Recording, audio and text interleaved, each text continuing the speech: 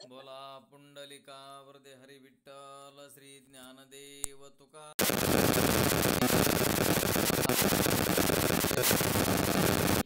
भगवान की जय। सच्चिदानंद रोहिदास भगवान की जय। सब संतन की जय। आवाज येतो का सगळ्यांना? बर।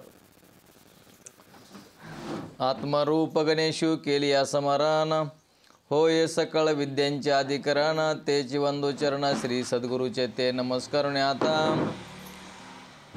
तर आजचा आपला 9वा पाठ आहे वाटतं। तर शिष्यानं प्रश्न केलेला आहे की ह्या देहाचा तुम्ही द्रष्टा आहेत म्हणून देहच तुम्ही नाहीत असं सांगितलं म्हणतात।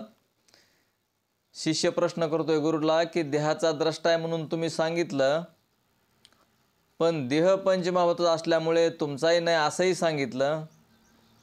असे गुरु महाराज आपण मला सांगितले, पण पंचमहाभूते म्हणतात ती कोणती तेच मला ठाऊक नाही म्हणतो। म्हणजे शिष्याला पंचमहाभूत कशाला म्हणतात तेच माहीत नाही असं त्याने प्रश्न केलेला आहे।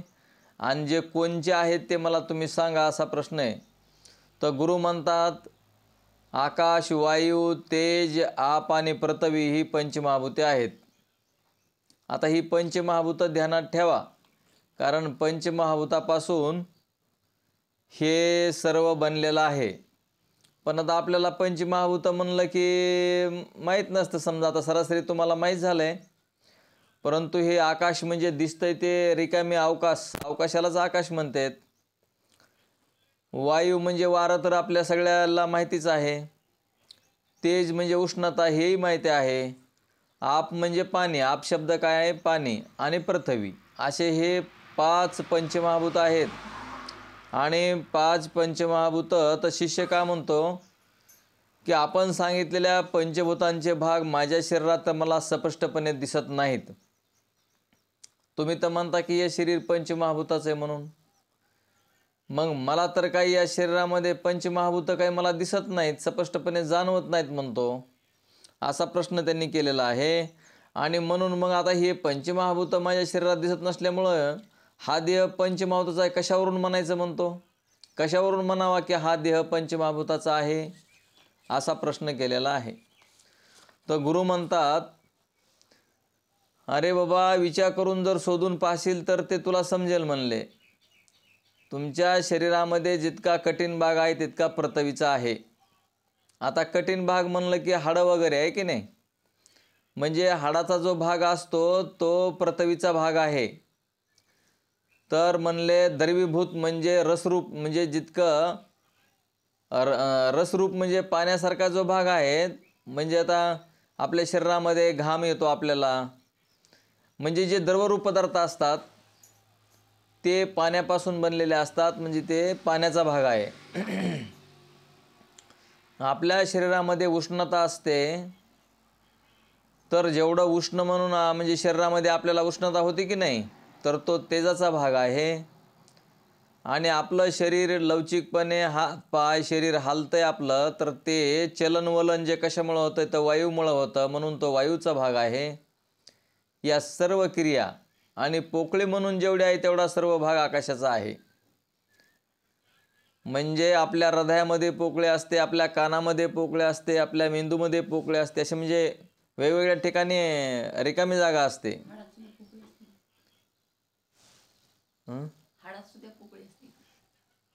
म्हणजे त्याला आकाश असं म्हणतात। तर मग हे असे 5 प्रकारचे आहे म्हणून सांगितलं। शिष्य म्हणतो हा देह पंचभूतांचा आहे असे आपण संक्षेपाने सांगितले। संक्षेपाने म्हणजे थोडक्यामध्ये सांगायला तुम्ही आम्हाला की हा देह पंचमहाभूताचा आहे म्हणून, पण माझी काही खात्री पटत नाही म्हणतो तो। मग पण ते विस्तारपूर्वक कळण्यासाठी स्थूल देहात पंचभूतांची वेगवेगळी तत्वे कोणती आहेत ते कृपा करून सांगावे। मला तुम्ही शॉर्टमध्ये सांगतात त्यामुळं कळत नाही म्हणतो, जरा विस्तार करून सांगा असा शिष्याचा प्रश्न आहे। गुरु म्हणतात स्थूल देहाच्या तत्वाचे कोष्टक पुढील दिल्याप्रमाणे आहे। आता हे स्थूल देह आपल्याला जे दिसतोय त्याला स्थूल देह असं म्हणतात। आपला जो शरीर आहे की नाही, हे शरीर म्हणजे स्थूल देह। तर ही म्हणले स्थूल देहाच्या कोष्टकावर टीकाही पुढे दिलेली आहे। आकाशाची 5 तत्वे आहेत. त्यांची नाव आहेत काम, क्रोध, शोक, मोह आणि भय ही अशी आहेत. आणि हे आकाशाचे तत्व आहेत. तर हे ध्यानात घ्या की हे काम, क्रोध, लोभ, मोह, मद, मत्सर, दंभ आणि अहंकार हे जे आहेत, हे जर आपल्याकडं उत्पन्न होत असतील तर आपल्याला ते आपल्या देहाला ते खातात. आपला देह ते संपून टाकतात. ध्यानात ठेवा. काम, क्रोध, लोभ, मद, मत्सर, दंभ, अहंकार. कारण हे जर आपल्या शरीरामध्ये उत्पन्न झाले तर शरीर असणारं आपलं क्रश व्हायला लागतं, क्रश. कारण हे आपल्या देहातील शत्रूच आहेत गुप्त रूपानं. ही सर्व हृदयाकाशात उत्पन्न होतात म्हणून आकाशाचे आहेत. आपल्याला भीती वाटायली की आपल्याला हृदयामध्ये जाणीव होते. आपल्याला शोक व्हायला की आपल्या हृदयामध्ये जाणीव होते. क्रोध उत्पन्न झाला तरी हृदयामध्ये जाणीव होते. मोह, भय वगैरे हे सगळं आपल्याला हृदयामध्येच म्हणजे जाणीव होते की नाही. मला आता कसं होतंय ते कळतच नाही, किंवा मला जमतच नाही, मला आता त्रास होऊ लागलेला आहे, मला संताप झालेला आहे वगैरे वगैरे. हे काम, क्रोध, लोभ, मद, मत्सर, दंभ, अहंकाराचं हे कार्य आहे. म्हणून हे 5 आपले नाहीत, हे आकाशाचे आहेत, हे विसरू नका. आपण त्याचा द्रष्टा आहोत. आपल्याला काम कळतं, क्रोध कळतं, मद कळतं, मत्सर, दंभ, अहंकार हे सगळे आपल्याला कळतात. म्हणून ते आपण नाहीत हे ध्यानात घ्या. मग हे कोणाचे आहेत तर ते आकाशाचे आहेत. आकाशापासून याची निर्मिती होते. अर्थातच ही तत्वे ही आपण नाहीत. ही तत्वे आकाशाची आहेत. म्हणजे शिष्याला गुरु म्हणतात की ही तत्व बाबा तुझी नाहीत, ही आकाशाची तत्व आहेत हे, आणि याचा आपण द्रष्टा आहोत. मग आपण द्रष्टा असून सुद्धा आपण आपल्याकडं काम, क्रोध, लोभ, मद, मत्सर, दंभ, अहंकार हे आपल्याकडे येतात, आपल्या शरीरामध्ये उत्पन्न होतात. पण ही आपली नाहीत, याचे आपण द्रष्टा आहोत, ते आपल्याला कळतात. ही 5 तत्वे बंधनद्वारा अत्यंत दुःख देणारी आहेत, हे सुप्रसिद्धच आहे. काम, क्रोध, लोभ, मद, मत्सर, दंभ, अहंकार हे जर आपल्यामध्ये आले, निर्माण जर झाले तर आपल्याला दुःख होतं. हे ध्यानात धरून कामादिकांचा त्याग करावा असे माझे तुला सांगणे आहे. हे ध्यानात धरून कामादिकांचा त्याग करावा असे माझे तुला सांगणे आहे. कामाच्या ठिकाणी आसक्त झाल्यामुळे रावणास अत्यंत दुःख झाले आणि त्याचे राज्य गेले. आता आपण रामायण ऐकतो. आपण रामायणामध्ये आपल्याला हे मशहूरच आहे, सगळ्यांना प्रसिद्ध आहे की रावणाला अत्यंत दुःख झालं आणि त्याला रावणाला राज्याचा त्याग करावा लागला. तर कशामुळं त्याग करावा लागला तर त्याच्याकडं काम उत्पन्न झाला होता, याच्यामुळं त्याला राज्य सोडून द्यावं लागलं किंवा स्वतःला संपवावं लागलं. म्हणून काम उत्पन्न होऊ देऊ नये. आपण काही रावण नाहीत. मग आपण आत्मस्वरूप आहोत, तर आपल्याकडं काम उत्पन्न झाला नाही पाहिजे, यासाठी कामाचा त्याग करावा. म्हणून अशाच प्रकारचे ह्यांनी एक स्थूल कोष्टक दिलेलं आहे. स्थूल देहाचं तत्वाचं कोष्टक क्रमांक 1 आहे. ही आकाशाचे जसे काम, क्रोध, शोक, मोह आणि भय आहे, आपल्या शरीरामध्ये सुद्धा आकाश तत्व आपल्या नाकातून आकाश, वायू, तेज, आप आणि पृथ्वी ही तत्व वाहत असतात. ज्या वेळेस आपल्या नाकातून ही तत्व वाहत असताना आकाश तत्व जर चालू झालं तर मग आपल्याला काम उत्पन्न होतो, क्रोध उत्पन्न होतो, शोक होतं, मोह होतं आणि भय होतं.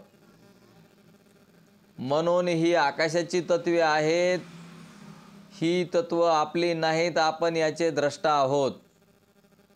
पुन्हा दुसरं वायूची तत्वे आहेत. आता वायूची तत्वे काय आहेत आणि कशावरून ओळखायचं? वायूचं तत्व पहिलं चलन, वलन, धावन, प्रसरण आणि अंकुंचन.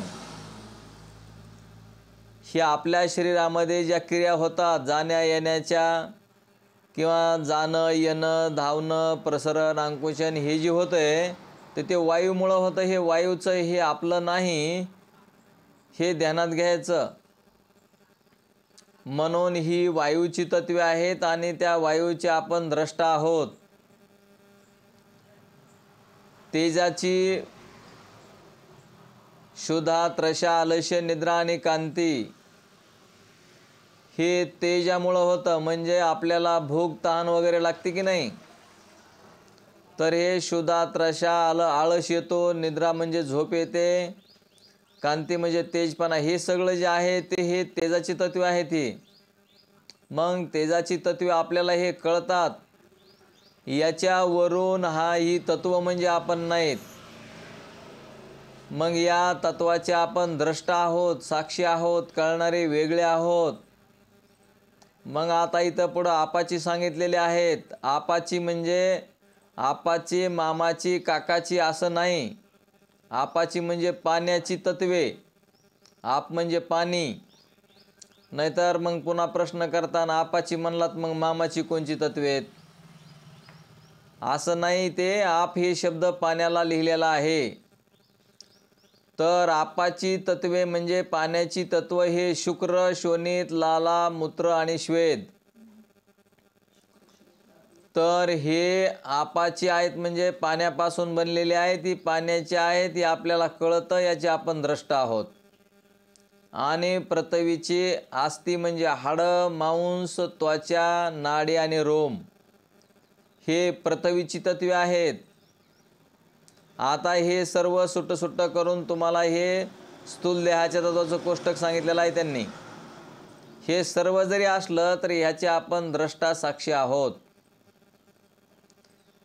हे म्हणजे आपण नाहीत. आपण सच्चिदानंद आत्मा ब्रह्मरूप आहोत हे विसरू नका. आता आपण हे तत्व म्हणजे आपण आहोत. म्हणजे कोणचं तत्व, तर आत्मतत्व म्हणजे आपण आहोत. हे आताची जे 25 तत्व सांगितले हे पंचमहाभूत आणि पंचमहाभूतांचे 5-5. तर हे आपलं शरीर व्यवस्थित चालावं म्हणून असं ईश्वरानं हे निर्माण केलेला देह आहे. आणि या देहाचा द्रष्टा आपण वेगळे आहोत. आणि देहाबद्दलचे सुखदुःख आपल्याला होतात. तर देहाबद्दलचे सुखदुःख होणारच म्हणजे ती आपल्याला कळणारच. पण कळणारी जी वस्तू असते त्याचे आपण द्रष्टा आहोत. आपण हे विसरायला नको. म्हणून ते पुढं म्हणतात क्रोध हा राक्षसापेक्षाही जास्त घातक आहे. क्रोध जे आहे ते हे आकाशा तत्वापैकी क्रोध सांगितलं त्यांनी. थोडं आता ह्याचंच विस्तारित वर्णन थोडंसं केलेलं आहे. क्रोध हा राक्षसापेक्षाही जास्त घातक आहे. कारण राक्षस दुसऱ्याचे रक्त पिऊन राहतो. म्हणजे राक्षसापेक्षा वाईट क्रोध काय म्हणून सांगितलं.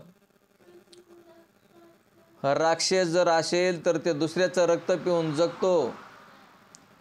पण क्रोधी मनुष्य स्वतःचे आणि दुसऱ्याचे दोघांचे रक्त पितो. ज्या मनुष्याला क्रोध निर्माण झालेला असतो त्याचंही रक्त जळत असतं. आणि ज्याच्यावर राग करतो त्याचंही रक्त जळत असतं. म्हणून हा राक्षसापेक्षाही घातक असा क्रोध आहे. तर माऊली ज्ञानोबरायांची ओवी आहे, हे कामक्रोध चैतन्याच्या शेजारी वस्ती ज्ञानाच्या एकाहारी परवर्तले महामारी सावर्तिना. काम क्रोध हे चैतन्याच्या शेजारी बसतात. आणि मग त्या कामक्रोधांची जर उत्पत्ती झाली तर त्याला हे विश्वसुद्धा पुरत नाही म्हणतात. मग तर एवढं त्यांचं सामर्थ्य आहे त्या कामक्रोधाचं. तर ही सगळी प्रभूची लीला आहे. हे प्रभूनच करून ठेवलेलं आहे सगळं. मग आपण जर प्रभूची सेवा करीत असू तर मग आपल्यावर परमात्मा कृपा करेल. आणि मग असणारं ह्या क्रोधाचं काही चालणार नाही, कामाचं चालणार नाही. काम क्रोध लोभ मद मत्सर दंभ अहंकार हे निघून जातील. यांना कुठलाच पर्याय नाही. हे कोणी जर असं म्हणलं की मी स्वतः यांना काढीन, असा कोणी नाही. यांना काढण्यासाठी फक्त भगवान परमात्माचं नाम आणि भगवंत नाम म्हणजे त्या भगवान परमात्माचं नाम, तुम्हाला मिळालेलं नाम, मिळालेला अनुग्रह, त्या भगवंताचं नाम आणि त्या भगवंताचं रूप म्हणजे नामी. नावा रूपा नाही मेळ, अवघा वाचेचा गोंधळ. हे ध्यानात घ्या. नाम म्हणजे त्या परमात्म्याचं नाम आहे आणि त्या नामानंच आकळला जातो भगवान परमात्मा. त्याच्याशिवाय आकळू शकत नाही. तोही फक्त भक्तीनं, भावानं, प्रेमानं जर त्याचं नाम घेतलं तर तो आकळतो. अन्यथा कशानंही, दुसऱ्या कुठल्याही युक्तीनं भगवान परमात्मा आकळला जात नाही. त्यासाठी तुम्हाला पूर्वी एक प्रमाण सांगितलेलं आहे. तयापासी पांडवा हरपला मी गिवसवा, जेत नाम घोष करीती ब्रवा. म्हणजे जिथं माझा नामघोष चालतो तिथे मी हजर असतो, असं भगवंत सांगतात श्रीकृष्ण भगवंत अर्जुनाला. भगवान परमात्माचं एवढं सामर्थ्य, फक्त तो नामानं आकळला जातो, तो कशानंही आकळला जात नाही. त्या भगवंताला जर एखादा म्हणला की देवा, त्या तू दिलेलं हे राज्य आहे, ते राज्य तुला अर्पण, तरी तो प्रसन्न होत नाही. देवाला जप केलं, तप केलं, बाकीच्या काही कर्म उपासना केल्या, तरीही भगवान परमात्मा कृपा करत नाही, म्हणजे नाम कृपा करत नाही. म्हणजेच भगवंत कधी कृपा करतो तर आवडीने, भावाने, भक्तीने जर त्या भगवान परमात्माचं नामचिंतन केलं तरच तो आपल्यावर कृपा करतो. त्याला भक्ती आणि भाव आवडतो. भावेविने भक्ती, भक्तीविने मुक्ती, बळेविने शक्ती बोलू नये. हे जे काय हरिपाठामध्ये प्रमाणं वगैरे आहेत, हे साधू संतांनी लिहून ठेवलेले आहेत आणि ते खरेच आहेत. म्हणून ध्यानात घ्यायचं आपण की भगवान परमात्मा जर आकळायचा असेल, भगवान परमात्माची कृपा हवी असेल, आपल्यावरले विघ्न नाहीशे व्हावात असं वाटत असेल, नामाच्या चिंतने पळते 12 वाटा विघ्ने. नाम मंगलय, नाम शुभय. नामानं या संसारातून पार जाता येते. नामचिंतनानंच भगवान परमात्मा कृपा करतो. तर ते ध्यानात घ्या. नामचिंतन आपण करून भगवान परमात्माला आकळलं पाहिजे. त्याच्याशिवाय आपल्यातले हे काम, क्रोध, लोभ, मद, मत्सर, दंभ, अहंकार हे आवरत नसतात.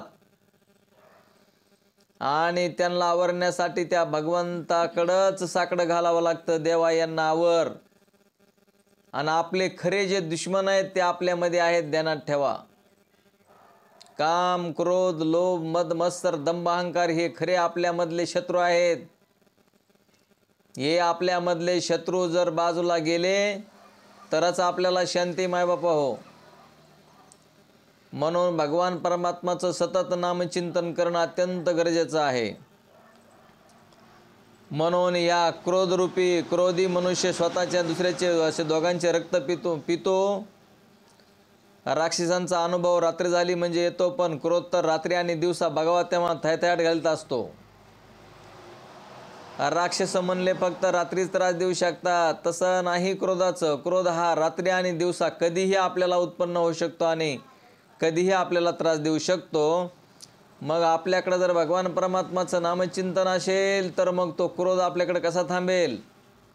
आणि ज्या अर्थी आपल्याकडं क्रोध थांबतोय त्या अर्थी भगवान परमात्मा कसा असेल? म्हणून ध्यानात घ्या, भगवान परमात्माचं नामचिंतन करणं अत्यंत गरजेचं आहे. राक्षस म्हणले दुसऱ्याच भीती दाखवतो, स्वतः कधी भीत नाही म्हणले राक्षस. पण क्रोधी म्हणले स्वतःही भिवून दुसऱ्याचाही भीती दाखवितो. क्रोधी मनुष्य स्वतःला बी भीती वाटते आणि दुसऱ्याला भीती दाखवतो. म्हणून क्रोधी मनुष्याला राक्षसापेक्षाही नीच समजून त्यागावा. म्हणून क्रोध ज्या माणसाला आलेला आहे त्याचा त्याग करावा म्हणतात, त्याच्याजवळ थांबू नये. त्याचप्रमाणे शोक, मोह, भय यापासून दुःख होते हे प्रत्येक प्राण्याला येणाऱ्या अनुभवाने सिद्ध आहे. म्हणून त्याचाही त्याग करावा. निदान त्यांच्या ठिकाणी अहंता, ममता तरी ठेवू नये. एकतर म्हणतात हे काम, क्रोध, लोभ, मद, मत्सर, दंभ, अहंकार यांचा त्याग करावा. आणि त्याग जर होत नसेल, जरी उत्पन्न झाले तरी ती माझी नाहीत, मी त्याचा द्रष्टा आहे, मी वेगळा आहे, अशी जर जाणीव असेल तर मग तुमचं नामचिंतन आणि ती तुमची जाणीवच तुम्हाला त्यांना बाजूला काढेल. काम, क्रोध, लोभ, मद, मत्सर, दंभ, अहंकार जर बाजूला गेले तर दुःख होण्याचं कारण नाही. म्हणून स्थूल देहाचे नाहीत म्हणले हे. ही कामाधिक 5 तत्वे सूक्ष्म देहाचे धर्म आहेत. काम, क्रोध, लोभ, मद, मत्सर, दंभ, अहंकार हे कोणाचे आहेत? सूक्ष्म देहाचे आहेत, स्थूल देहाचे नाहीत. तरी पण यांच्या तडक्याचा अंमल स्थूल देहाच्या ठिकाणी स्पष्टपणे नजरेस येतो. जर एखाद्याला राग आला तर ते राग येणारा मनुष्य क्रोधी आहे, रागिष्ट चेहरा झालेला आहे आपल्याला दिसतं की नाही? त्याप्रमाणे आपल्यावर काम, क्रोध हे जे आहेत ते आपल्याकडे जर आले तर हे वरल्या रूपानं सुद्धा शरीरावर परिणाम करतात. पण ही असतात सूक्ष्म देहाची आणि परिणाम करतात स्थूल देहावर. म्हणून ही स्थूल देहाची तत्वे आहेत असे समजून यांचे स्थूल देहाच्या तत्वाबरोबर त्यांचे वर्णन केलेले आहे. म्हणून तुम्हाला आता मी हे एकाचं सांगितलं तसंच 5ची पण हे सांगितलेले आहेत. आता हे आपण वर्णन केले आकाशाच्या तत्वाचं. त्याचप्रमाणे वायूची तत्वे चलन, वलन, धावन, प्रसरण, अंकुंचन हे वाचून घ्या. कारण आपल्या शरीरामध्ये कशामुळं चलन होतं, वलन होतं, धावन होतं, प्रसरण, अंकुंचन ही क्रिया कशामुळं घडते तर वायूच्या तत्वामुळे होते याचा आपण द्रष्टा आहोत. तसेच तेजाचे आहेत, तेजामुळं आपल्याला तहान, भूक, आळस, निद्रा आणि कांती हे जे दिसतं ते हे तेजाचे तत्व आहेत आणि त्याच्यामुळं आपल्या शरीरामध्ये ह्या घडामोडी घडतायत. आपाची म्हणजे पाण्याची तत्व आहेत. शुक्र, शोणित, लाला, मूत्र आणि श्वेद हे आपाचे तत्व आहेत आणि याचे आपण द्रष्टा आहोत, हे आपले नाहीत. आणि पृथ्वीचे अस्थि, मांस, त्वचा, नाड्या आणि रोम हे पृथ्वीचं आहे. अशा पद्धतीनं हे पाची तत्वांचे 5 5 5 25 हा 25 तत्वांचा स्थूल देह आहे की नाही? मग अशा पद्धतीचं वर्णन केलं तर पुढं शिष्यानं प्रश्न केलेला आहे 89 पान नंबर. शिष्य म्हणतो, सद्गुरू आपण पंचीकृत पंचमहाभूते म्हटले ती कशी असतात ते सांगावे. आतापर्यंत अपंचीकृत सांगितली, आता हे पंचीकृत विचारतोय. पंचीकृत म्हणजे मिसळून झालेले. मग आता ईश्वराच्या इच्छेने प्रत्येक भूतांचे प्रथम बरोबर 2 भाग होतात. आता काय करायचं? हे 5 भूत आपल्याला माहिती आहेत, पृथ्वी, आप, तेज, वायू आणि आकाश. तर आकाश काय म्हणजे कसं असतं बघा, आपण एवढे जण जर जमा झालो आणि आपण सगळ्यांनी काय केलं की डबे आणलेले आहेत असं गृहीत धरा बरं का. आता तुम्हाला वेळ नसेल, बनवलेला नसेल डबा, आणा म्हणलं तर आणायचं नाही सध्याच्याला, पण आणलेत असं गृहीत धरा. आणि आपण सगळ्यांनी डबे आणलेले आहेत. मग आपण आता जेवायला बसलेलो तर आपण आहे की नाही? आता जेवायला बसलो तर आपण काय करतो? अर्धा भाग आपण आपल्याकडे ठेवतो, अर्धा भाग, आणि अर्ध्या भागाचा एक भाग म्हणजे थोडं आहे का नाही, 1/4 भाग थोडं सगळ्यांना द्यायचा.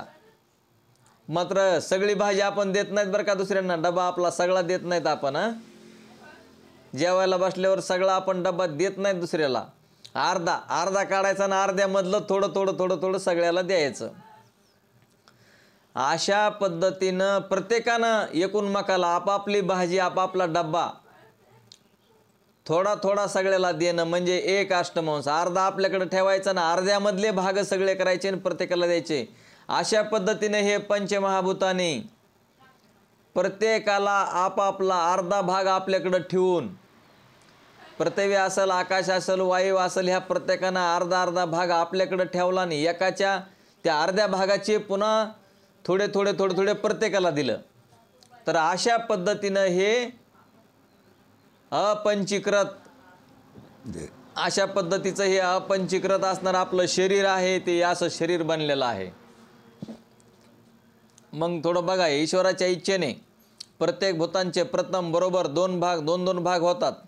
त्या 2 भागापैकी एक भाग निराळा राहून बाकी राहिलेल्या प्रत्येक अर्ध्या भागाचे पुन्हा 4 भाग सम होतात. म्हणजे अर्थातच हा एक भाग सर्व भूतांचा अष्टमांश झाला. म्हणजे अर्धा आपल्याकडे ठेवला आणि अर्ध्याचे पुन्हा 4 भाग केले. मग अर्ध्याचे 4 म्हणजे अर्धे म्हणजे 4 झाले ते, आणि हे अर्ध्याचे पुन्हा 4 केले आणि प्रत्येकाला एक एक भाग दिला, त्याला म्हणायचं एक अष्टमांश. तर म्हणून नंतर सांगितल्याप्रमाणे प्रत्येक भूतांच्या निरनिराळ्या राहिलेल्या संबंध अर्ध्या भागात दुसऱ्या भूतांचा प्रत्येक अर्ध्या भागाचा अर्धक चौथा भाग म्हणजे पूर्वोक्त एक अष्टमांश मिसळून 5-5चे असे प्रत्येक भूत तयार होते, आणि याला म्हणतात पंचीकरण. ध्यानात ठेवा. हे अशा पद्धतीनं आपलं शरीर बनलेलं आहे. मग हे सगळं शरीर हे कोणी बनवलं, कसं बनवलं, त्या परमात्म्याला ईश्वरालाच माहिती आहे, आणि ते कसं बनवायचं हे त्यालाच माहिती आहे. आपल्याकडून फक्त कर्म करून घेतले जात आहेत, परंतु हे सर्व बनवायची प्रक्रिया ते माया, ब्रह्म, चैतन्य, ईश्वर, जीव हे सगळे कशा पद्धतीने निर्माण होत आहे ते आपल्याला सुद्धा कळत नाही. म्हणून मिसळून 5-5 जसे प्रत्येक भूत तयार होते, यालाच पंचीकरण म्हणतात. म्हणजे कसं पंचीकरण तयार झालं, म्हणजे हे शरीर कसं निर्माण झालं. बघा, सगळ्याचं एकच डबा जरी आणलेला असला तर सगळ्यांचा मिळून बी एकच तयार होतो. ते म्हणतात ना, ते व्यवहारामध्ये फुकट काहीच नसतं म्हणले. व्यवहारात एकूण मकाला द्यावा लागतं, आणि एकानं आहेर न्याला की दुसऱ्यानं बी आहेर न्यावा लागतो. म्हणजे फुकट असतं का ते? आपण जर एखाद्याने आहेर घेतला ना, आपण जर त्याला आहेर नाही न्याला तर पुन्हा दोस्तीच मोडली आहे की नाही? असं होतंय की नाही? व्यवहारामध्ये दिलं घेतलं तर मग आमचा, आणि जर ते नाही दिलं घेतलं तर मग हां, अशी रीत आहे व्यवहाराची. मग असं असतं ह्या व्यवहारामध्ये आपल्या घरी जर पाहुणा किंवा पाहुणी आले किंवा पाहुणा आला तर पडशी भरून, म्हणजे पडशी जड तर पाहुणी गोड आहे का नाही? आपण जर दुसऱ्याच्या घरी गेलो आणि हातामध्ये जर घेऊन गेलो का तर धावत पळत बाहेर येतात, आणि जर हाता हलवत गेलो का तर मग काय नाही बघा, मग कपाळावर आट्या घुड्या पाडून हे कशाला आला असेल आमच्याकडं, अशी जगाची रीत आहे की नाही? मग असंच हे व्यवहारामध्ये. आणि तसंच ईश्वरानं निर्माण केलेले आहेत हे पंचमहाभूत. पंचमहाभूताला सांगितलं, बाबा तुम्ही काय करा, अर्धा भाग तुमच्याकडे ठेवा आणि एक अष्टमांश भाग म्हणजे अर्ध्यातले कोरकोर करून सगळ्याला द्या, आणि एकूण मकाचं मिसळून राहा. आणि आता बी तसंच आहे, एकत्रीकरणानं जर राहिलं तरच सर्व कार्य चालू शकतं. एकत्रीकरणानं जर नाही राहिलं तर कुठलंही कार्य होत नाही. म्हणून ते ईश्वराचं नियोजन आहे हे. अशा पद्धतीचं आपलं शरीर जरी चालायचं असेल तरी एकूण मकाला मिक्सिंग ते देऊनच शरीर चालतंय. आता हे कसं बनलंय? पंचीकरण. अशा पद्धतीनं अशा रीतीने ज्याचे पंचीकरण झालेले असते त्यास पंचीकृत पंचमहाभूते म्हणतात. अशा पंचीकृत पंचमहाभूतापासून ही वर सांगितलेली 25 तत्वे स्पष्ट दृष्टीस पडतात. अशा प्रकारे हा स्थूल देह उत्पन्न झाला आहे. आता या स्थूल देहाची 25 तत्वे ही पंचीकरणाच्या रीतीने समजली जावी त्या उद्देशाने पुढील कोष्टक दिलेले आहे. काय या पुढल्या कोष्टकामध्ये बघा तर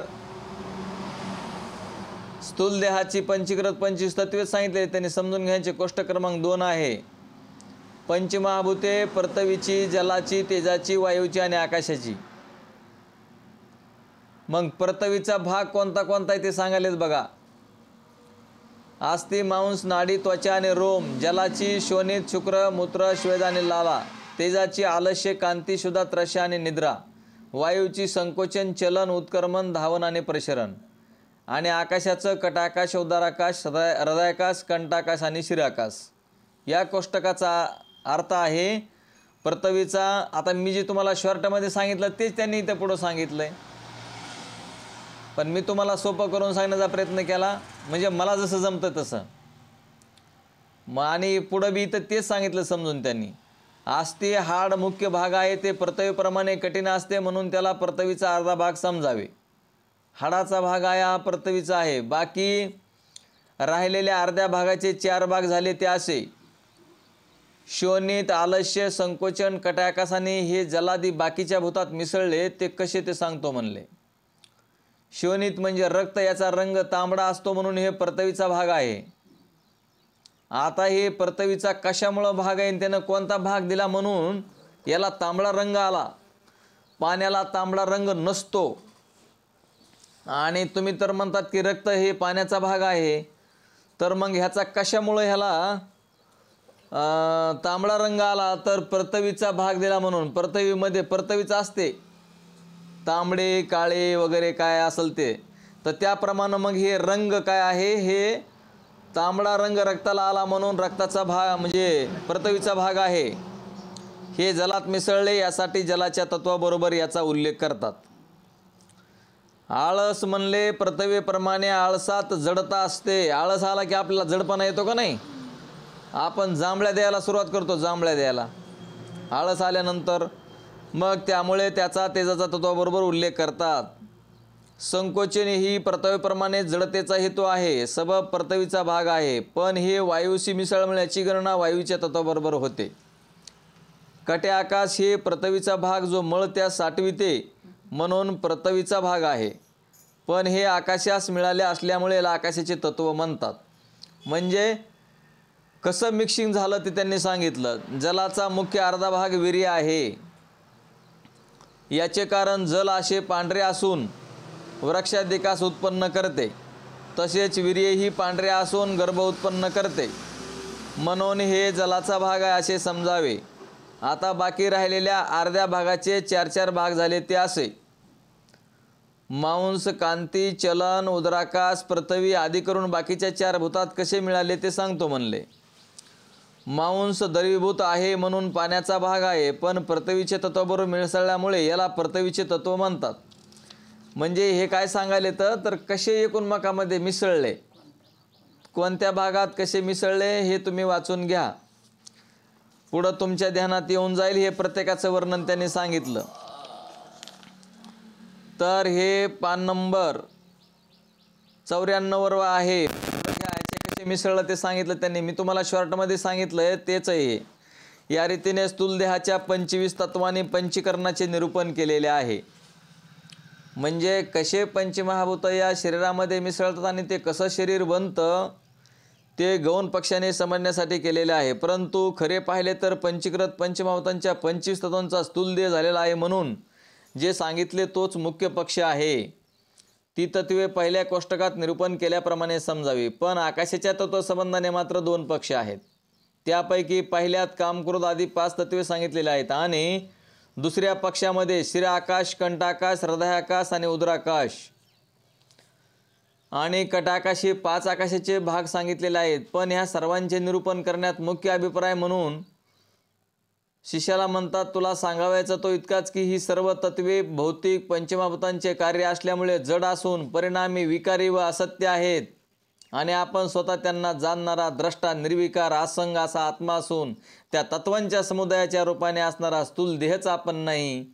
ती तत्वे पंच महाभूतांची आहेत, त्यामुळे आपलीही नाहीत असे जाणून त्याच्यातला अहंता ममता रूप अध्यास टाकून द्यावा. आता हे आपल्याला शरीर, स्थूल देह किंवा हे पंचीकृत आणि अपंचीकृत कसे आहेत आणि याच्यापासून कसं शरीर निर्माण झालं आणि याचा आपण द्रष्टा साक्षी कसे आहोत. मायबापा हे सोपं आहे, पण थोडं लक्ष द्यावं लागतं.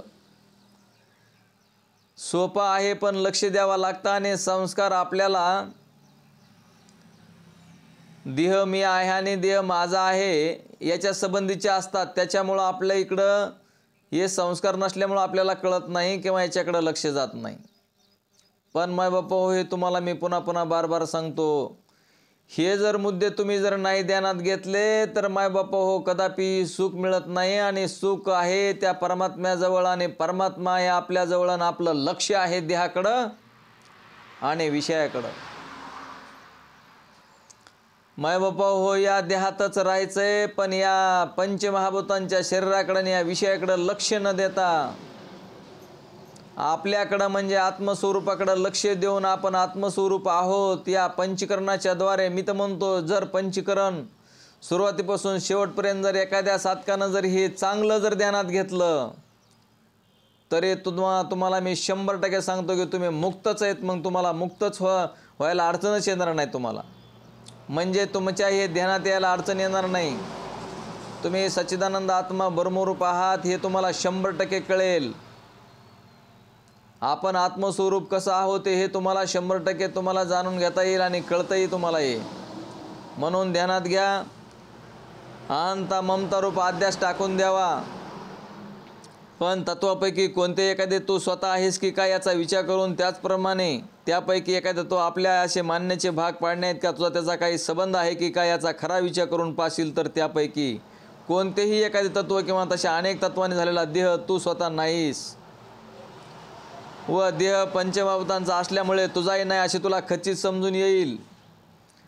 यासाठी अशा विचारानेच देहावरील अहंता ममता नष्ट होतात. तर असा जर विचार केला, या पंचीकरणाचा जर तुम्ही बार बार विचार केला तर तुमच्या अहंता आणि ममता नष्ट होतील. आणि अहंता आणि ममता जर नष्ट झाला तर तुम्ही मुक्तच आहात असं तुम्हाला कळेल. देह हे एक नाव खरे, पण ते वरील 25 तत्वे एकत्र मिळाल्याने प्राप्त झालेले आहे. हे 25 तत्वापासून बनलेला देह आपला नसून ईश्वराची निर्मिती आहे. आपला नाही हा देह. पण हा देह म्हणजे साधन आहे आणि या साधनाच्या द्वारे आपल्याला हे कळून घेता येतं. देहाचे पृथक्करण करून निघालेली सर्व तत्वे निर्नाळी करून एकाजवळ एक अशी जर मांडून ठेवली. आता ह्या देहाची तत्वे जर वेगवेगळे काढून मांडून जर ठेवले तर देह कशाला म्हणता येईल? तर मग देह नाही म्हणता येणार. तो काही सिद्ध व्हायचा नाही. दगड वीट लाकूड चुना सर्व पदार्थ ठिकाणाच्या ठिकाणी जोडल्याने घर असे नाव सिद्ध होते. हे आपल्याला माहितीच आहे. आता आपण घर कसं बांधलं तर याचं साहित्य आपल्याला माहिती असतं. दगड विटा चुना लोखंड लाकडं वगैरे दरवाजे सगळं आपण आणतो आणि याच्यापासून एक घर बनवतो. पण सगळं जर वेगवेगळं सुट्ट केलं तर ते घर आहे का? मग असणार हे अगदी खरे आहे. पण त्याबद्दल प्रत्येक वस्तू वेगवेगळी करून ठेवली तर घर म्हणून काही सिद्ध व्हायचे नाही. देहाची गोष्ट सुद्धा तशीच आहे. या देहाचे 25 तत्व तुम्हाला आता कळाले. पंचमहाभूत कळाले आणि या पंचमहाभूतांचे 25 तत्व कळाले. आता हे वेगवेगळे काढून मांडून ठेवा. पृथ्वी आकाश अग्नी वायू हे शरीरामध्ये जे 5 तत्व आहेत ते वेगवेगळे काढून ठेवले आणि या 5चे 25 तत्व ही वेगवेगळे करून ठेवले तर मग देह म्हणून सिद्ध होईल का? मग आता हे वेगळं. आता अशा पद्धतीचा हा देह निर्माण कोणी केला? त्या ईश्वरानं देह निर्माण केला. तर मग आपण त्या भगवान परमात्म्याचं भजन करून आपण साक्षी द्रष्टा आत्मा कसे आहोत हे कळून घेतलं पाहिजे की नाही? मग जर हे आपल्याला कळवून घ्यायचं असेल तर असा अभ्यास केला पाहिजे की नाही? मग आपल्याला जर याची गोडी लागायची असेल तर नामचिंतन केलं पाहिजे की नाही?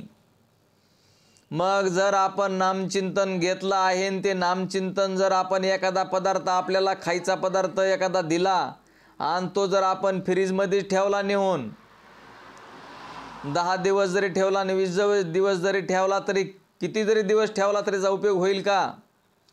मग तो खायचा पदार्थ आहे तर तो आपल्याला खाण्यासाठी दिलेला आहे तर त्याचा उपयोग होईल.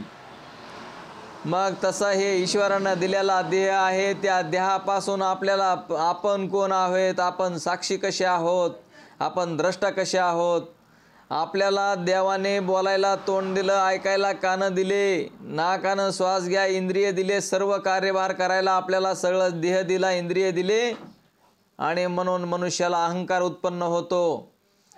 मग मनुष्य असणारं काय बघा. आपल्या शरीरामध्ये रजगुण उत्पन्न झाला तर ते म्हणतो आम्हाला देवाची गरज नाही. देव कोण आहे, कुठं आहे, कसा आहे, काय आम्हाला त्याच्याबद्दल माहिती नाही. रजगुण उत्पन्न झाल्यावर असं होतं. रजगुणावाली माणसं देवाला मानत नाही, देवाकडे येत नाही, देवाबद्दलचं त्यांना ऐकावंसं वाटत नाही, देवाबद्दलचं काही करावंसं वाटत नाही, कर्म उपासना करावीशी वाटत नाही. ते रजगुणी माणसं असतात. ध्यानात ठेवा. आपल्याला वाटतं की काही काही माणसं तर देवदेवच करत नाहीत. बाबा का करत नाहीत देवदेव? काय कारण आहे देवदेव न करण्याचं? तर त्यांच्याकडं रजगुण उत्पन्न झालेला असतो. रजगुणाची माणसं कोणालाच ते मानत नाहीत. ते स्वतःलाच मानत असतात आणि स्वतःचाच मान व्हावा, स्वतःलाच पूजा व्हावी, स्वतःचंच सगळं व्हावं, स्वतःलाच सगळं असावं, या अशा पद्धतीचं जे असतं तर ते रजोगुणी माणसं असतात आणि म्हणून ते देवदेव करत नाहीत, ध्यानात ठेवा. आणि तमगुणवाली माणसं, तमगुणवाच्या माणसाला सुद्धा देवदेव करावा असं वाटत नाही. त्यांना वाटतं फक्त खावा प्यावा, ऐस मौज मजा, सगळा आळसच भरलेला असतो. आणि म्हणून ते तमगुणवाली माणसं सुद्धा परमार्थ करत नाहीत, हे ध्यानात ठेवा. ज्या अर्थी तुमच्याकडं सत्वगुण निर्माण झालेला आहे आणि म्हणून तुम्ही पाठाला हजर होत आहेत. ज्या दिवशी पाठाला तुम्ही कुणी येत नसताल त्यावेळेस तुमच्यातला रजोगुण किंवा तमोगुण उत्पन्न झालेला असेल आणि म्हणून तुम्ही तिथं हजर नसतात त्या पाठाला त्या दिवशी. म्हणून मायबापो ध्यानात ठेवा की आपल्यातला रजोगुण आणि तमोगुण वाढू देऊ नका. आपल्यातला सत्वगुण वाढवायचा असेल तर मग काय करावं लागेल तुम्ही म्हणता. आपल्यातला जर सत्वगुण जर वाढवायचा असेल तर आपल्याला म्हणजे सत्वगुणाचा आहार जो असतो ते सत्वगुणाचा आहार सेवन करावा लागतो. त्यासाठी तुम्ही ज्ञानेश्वरी वाचा, ज्ञानेश्वरीमध्ये डिटेल लिहिलेला आहे कशा पद्धतीचा आहार करावा.